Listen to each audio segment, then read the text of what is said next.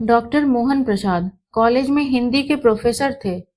इन्हें कभी गुस्सा नहीं आता था, किसी बच्चों पर नाराज नहीं होते थे और वह हमेशा इनके चेहरे पर मुस्कान रहती थी। डॉक्टर मोहन प्रसाद जी को बच्चों से बहुत लगाव था, इसलिए उन्होंने एक गुरुकुल बनवाया था। इस गुरुकुल में बहुत सारे बच्चे रहकर पढ़ाई कर रहे थे। इन सभी बच्चों में एक बच्चा ज्यादा गुस्से वाला था, जिसका नाम प्रभाकर था। प्रभाकर हमेशा किसी न किसी से नाराज रहता था। उसकी किसी से भी नहीं बनती थी। इस वजह से वह अकेला और दुखी भी रहा करता था।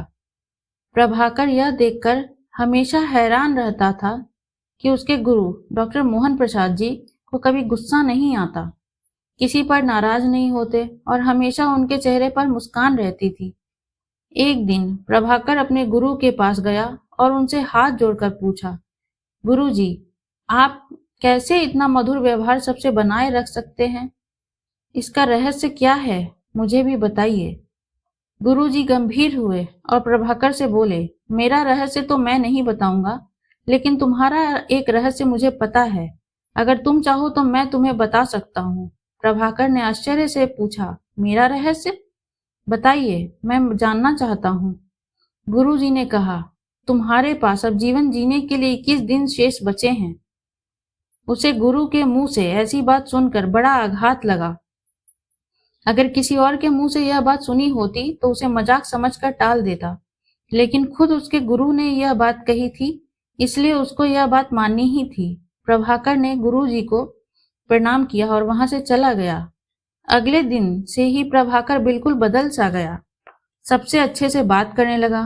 पहले दिन से जिनसे नाराज रहता था, जिन पर उसे गुस्सा आता था, उससे भी वह ठीक से बात कर रहा था।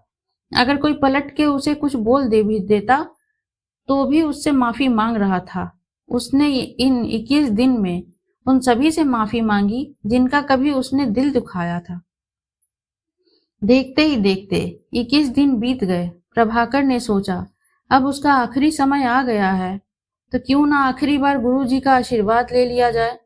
प्रभाकर सीधा अपने गुरु के पास पहुंचा और बोला, गुरु जी, मेरा आखिरी समय आ गया है, इसलिए आप मुझे आशीर्वाद दीजिए। गुरु जी ने कहा, मेरा आशीर्वाद हमेशा तुम्हारे साथ है। पहले बताओ कि तुम्हारे 21 दिन कैसे बीते? क्या किसी से तुम्हारा फिर से झगड़ा हुआ? प्रभाकर ने कहा, नहीं, अब उसने किसी से झगड़ा नहीं किया, क्योंकि वह जानता था कि उसके पास सिर्फ 21 दिन बचे हैं। इसलिए इन 21 दिनों को फालतू की चीजों में व्यर्थ नहीं करना चाहता था। गुरुजी मुस्कुराए और प्रभाकर से बोले, तुम उस दिन मुझे मेरा रहस्य पूछ रहे थे ना? यही मेरा रहस्य है। मैं नहीं जानता हूं कि कब मेरी मृत्यु हो जाएगी, इसलिए मैं हमेशा उसी हिसाब से जीवन जीता हूं कि मैं कभी भी मर सकता हूं, और वह सभी फालतू की चीजों से जिनसे किसी का दिल दुखता हो, किसी का नुकसान होता हो, किसी का मन दुखता हो, उनसे दूर रहता हूं। प्रभाकर को समझ में आ गया। गुरु ने उसे जीवन का सबसे बड़ा बोध दे दिया। 21 दिन का झूठ बोलकर प्रभाकर ने जब जीवन भर के लिए उस बात को याद रखा और हमेशा लोगों से अच्छा व्यवहार किया। अगर यह कहानी आपको अच्छी लगी हो तो लाइक एवं सब्सक्राइब करें और इस कहानी से क्या शिक्षा मिली कमेंट में जरूर लिखें। धन्यवाद।